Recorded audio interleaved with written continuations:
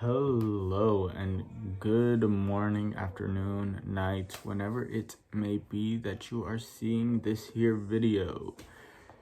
I hope you're doing great. So, as I'm sure you know, my name is Azio Hernandez.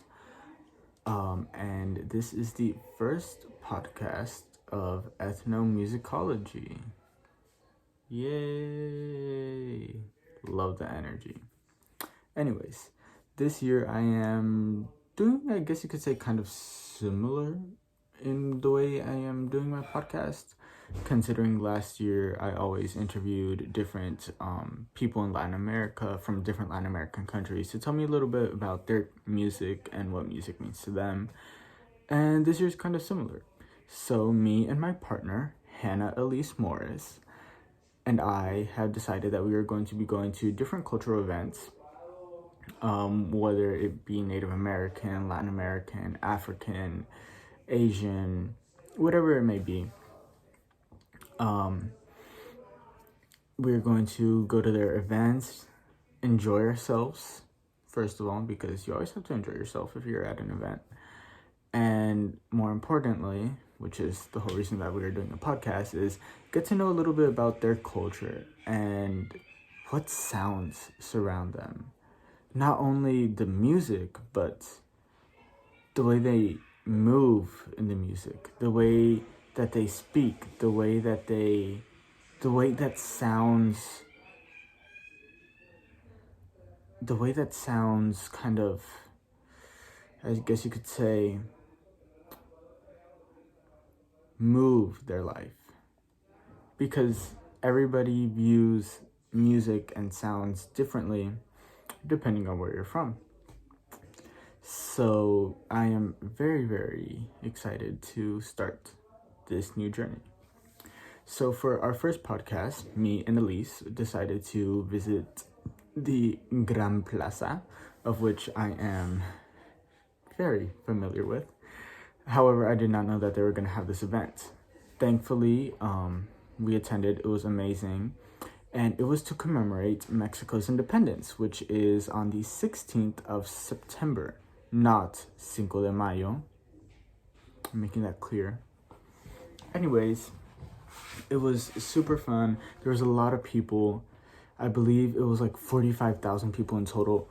Honestly, I didn't even know this event was going on until Elise was like, hey, look, we're going to go to this event, but no, now we're going to go to this one because this one's closer. I was like, okay, fine. But, it was super fun. I will say personally, I felt a little bit uncomfortable just because being Mexican, felt different than the Mexicans who were there. However, it was also a learning experience for me with that, just because I am no longer surrounded by other Mexicans as much as I used to be. So just being able to hear people speaking Spanish constantly around me is just super surprising. For Elise, it was very nice to have somebody to speak to other people with, and somebody that knows how to say excuse me in Spanish. So it was really nice. But it was a very, I guess you could say, eye-opening experience. I guess you could say eye-opening for sure. Anyways, musically, soundly speaking, as soon as I got there, my dad was like, oh, look, they're having the music that I love and enjoy. He didn't even want to stay for the event, but he was literally in the car just jamming out to the concert that was going on at the same time. Personally, that type of Mexican music is what I hate, because my dad puts it on blast on the car all the time. But it's different being in a crowd of people that are at a stage, looking and just focusing on it, than whenever my dad is yelling the lyrics in the car. I will say that was a different experience. But yeah, something that I took away from this experience was I need to get more comfortable with my own culture, because at the end of the day, for as even though I say I'm a proud Hispanic, I felt very uncomfortable. I felt very whitewashed. I felt like I was not supposed to be there. But with that, I knew that I need to experience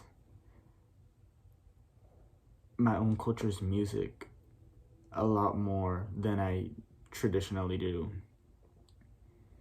Because there's a difference from the Hispanic music that I listen to now and Mexican music, like what they were having there, which I'm about to put a little clip of in a few minutes if I can figure out this technology thing. But it was an eye-opening experience for me, just because I knew what was going on. I understood what was going on. And I wasn't surprised at all by what was going on. It's just, it felt like that part of me was something that has been tucked away in the past. And like, it's kind of like my iPad. Like, it's way over there, almost untouchable. But yeah, I just touched it. It's kind of like that. Like something that I left in the past, but I just went back to after a very long time. Anyways, that's it for me, Ozzy over Hernandez, and the first podcast of Ethnomusicology. Thank you so much. Bye. Hope you have a great rest of your day, night, morning, whatever it may be.